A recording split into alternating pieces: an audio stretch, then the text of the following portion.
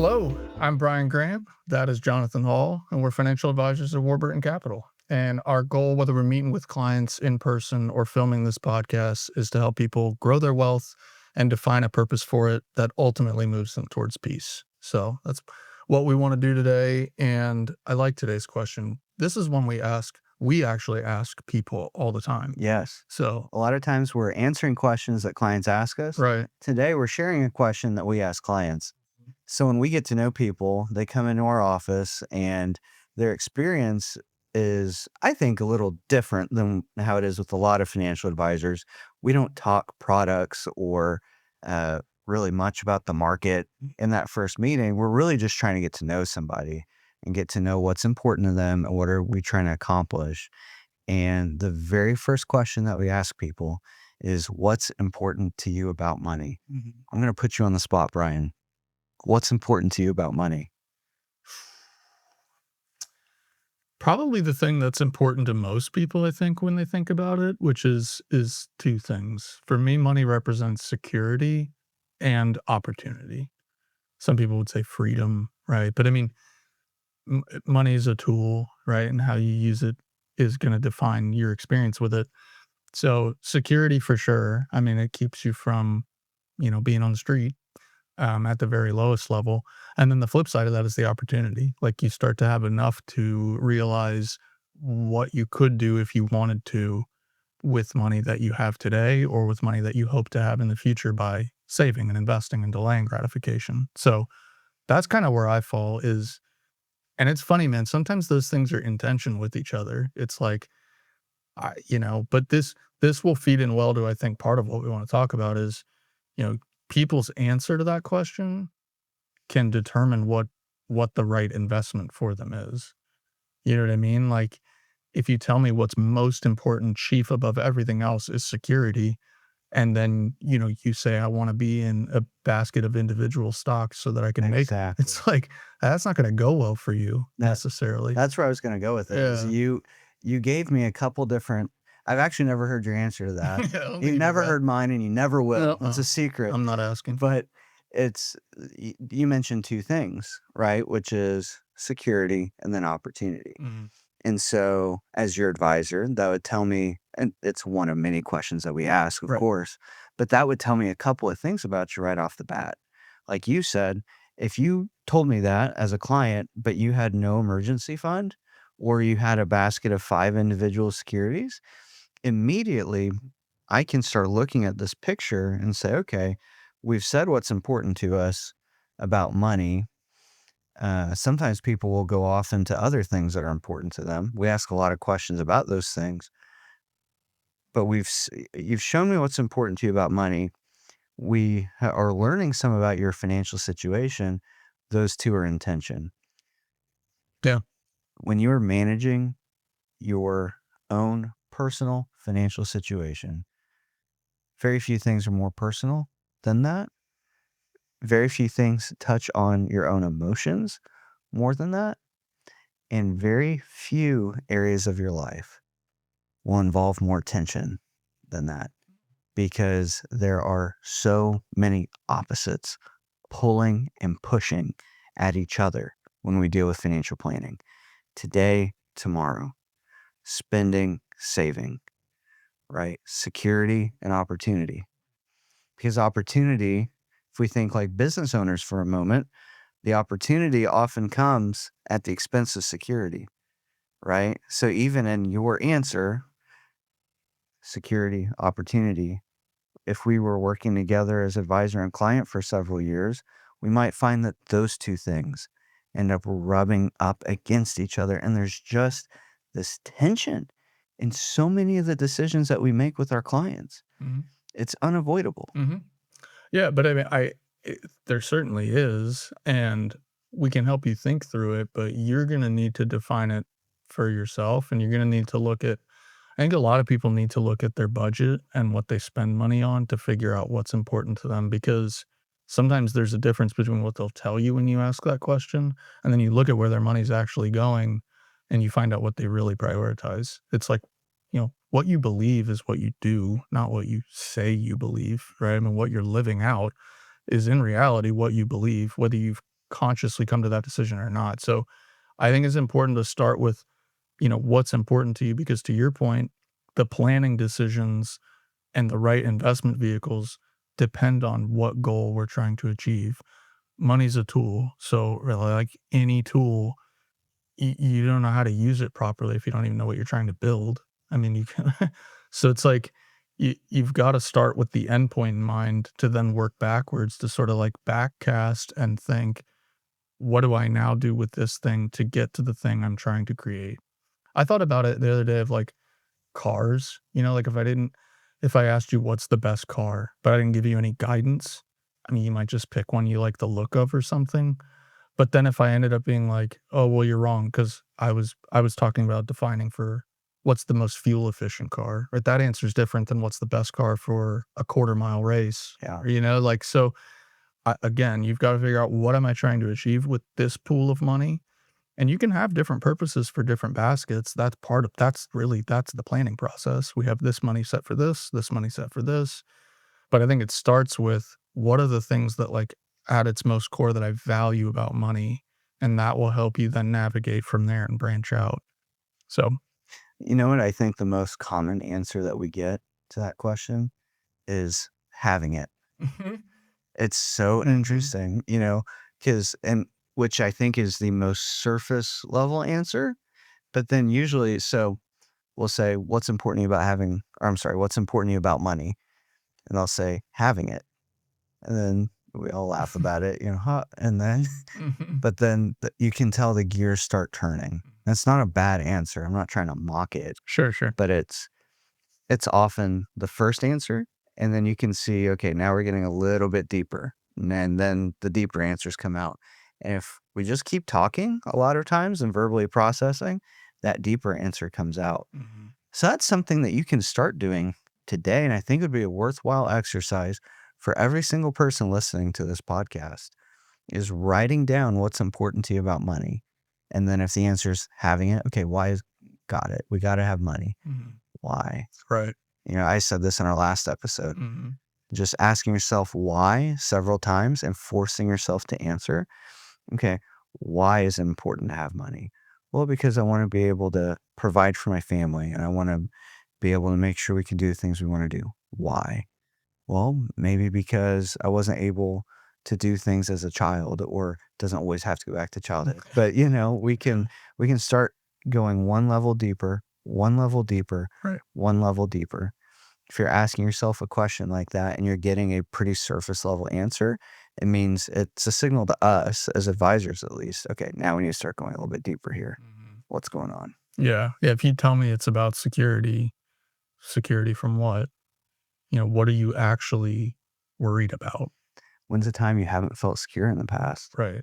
Right. I mean, are the fears actually real, or, like, are you still living out fears from 10, 15 years ago that just aren't reasonable to have anymore? Mhm. And the goal is to kinda move past that and to progress, I think, for most people.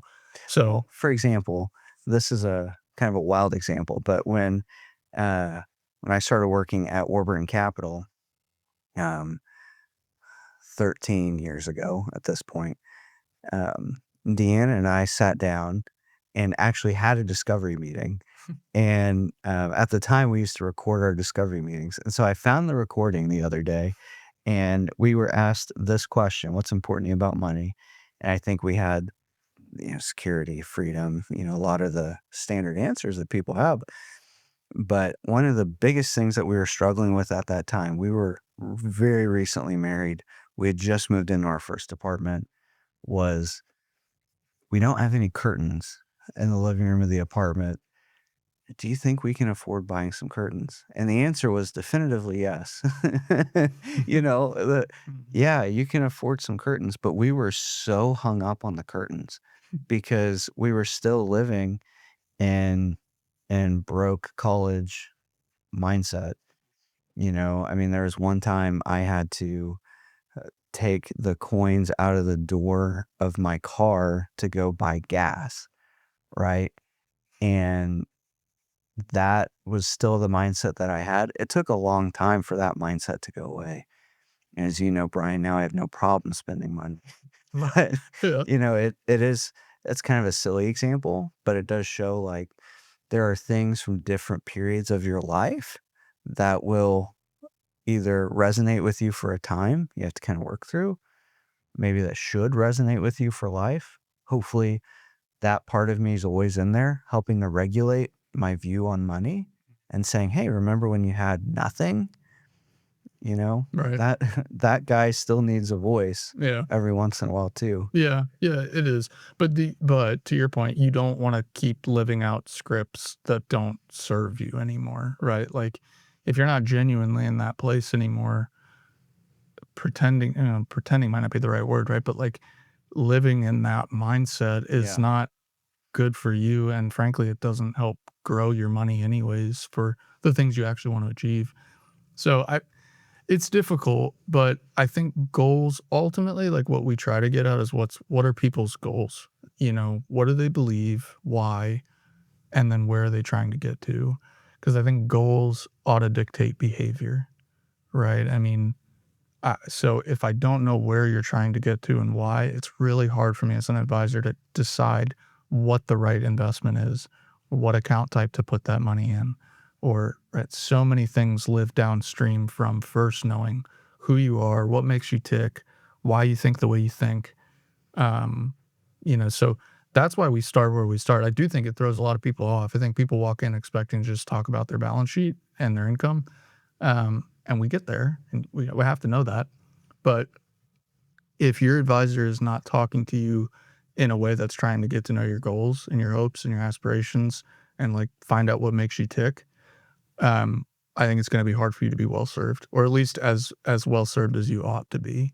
Um, because again, you what you don't want to do is let more become the answer. And we talked about that last time, but I just think it's important. If more becomes the answer, it's never ending and it's unfulfilling. Mhm. And that's not what you want. You want to get somewhere on purpose that makes you feel fulfilled and lets you live the life you want.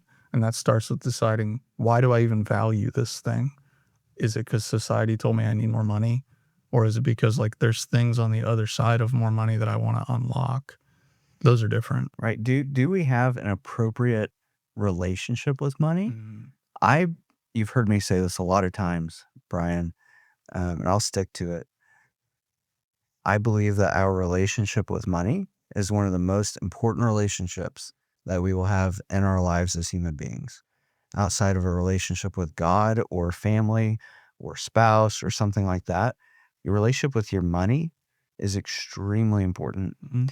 because you may find that you have too much focus on it. Maybe it's becoming a source of um, stress, but not stress because you don't have it, stress because you don't have enough, right? In our other episode, we talk about how much is enough. So if this resonates with you, go check that one out. We have Mhm. a good conversation about that. I do think sometimes, though, there are people that don't have enough respect for money. Maybe it's, money is what it is. I don't really worry about it. It'll be there or it won't, and that sounds freeing. Like Mhm. it sounds like a wonderful perspective in a lot of ways. And, um, but I just wanted to make the point briefly. I do think it might be possible to overcorrect, where on this side of the spectrum, we're hyper focused on money. We are serving money. We're wanting to get as much of it as possible. The order of our heart is off, Right. right? Because it's at the top part. Or on this other side of the spectrum, maybe we just have very little respect for money. It'll all work itself out. We believe that it'll all be okay. And it very well might be. I'm not trying to add stress to your life, but we might just look at that and say, okay, well, that all of that may be true, but in both scenarios, if we can just be a bit more purposeful with the order of things, putting money in its appropriate place in our lives and building an appropriate plan for the money that we have a higher probability, mathematically speaking, of achieving our goals. Mhm. Yeah. No, well, that's it, right? I mean, that's kind of all of life with most things is just having the proper balance, right? And having this middle ground where I just think it's back to what's the end point. If the end point is the money, that's the problem. If the end point is I want more money because status or the other guy has more or whatever, that's just like vapid and not fulfilling. And um, whereas if the goal is more money, but for all these other reasons that are bigger than me, that's very different. It's like a subtle shift, but you end up in a totally different spot in your relationship with the money. So yeah, I agree with you. You can swing too far. The pendulum can swing way too far in either direction. I think the goal is just think through these kind of questions. Most people don't ever think about these things. Money's just part of society. I have to interact with it. I don't have a choice. And I have whatever relationship I had with it from watching my parents and my family growing up. I never really thought about it for myself. And now I'm in my 30s and I find myself kind of here. And you never, a lot of times, don't pause and give yourself space to think, what do I actually believe? What is actually important to me about this thing that I'm forced into a relationship with? And what's the right balance to achieve with it? And what am I working towards? So I think that's really the point, is self-reflection. Money is the number one cause for um, consternation between spouses. Mhm. I think there's data that backs that up. So we've seen this a bunch where clients might come to us and one spouse has a totally different background with money or a different history with money, a different childhood experiences that impact their view of money than the other spouse. And that can cause a big disagreement in how we view money. And so getting this right is actually pretty important.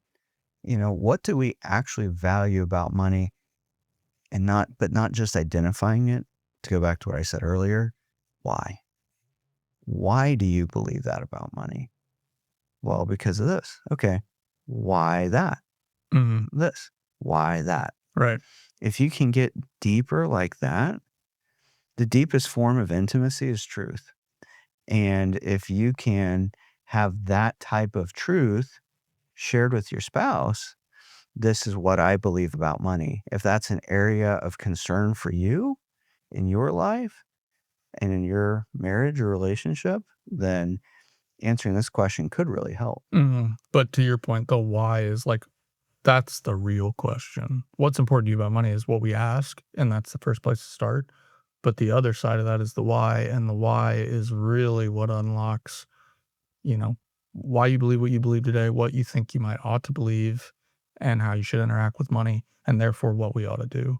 So I think the why is that's the key. It's like you gotta keep digging. You gotta get to the core and get to the actual like meat of the thing to really get through it and figure out how to have a healthier relationship with it. So, Absolutely. yep, I think we're out of time, Brian. yep. We always run out too early. So, but we'll be back. Appreciate you guys joining us. We'll catch you next time.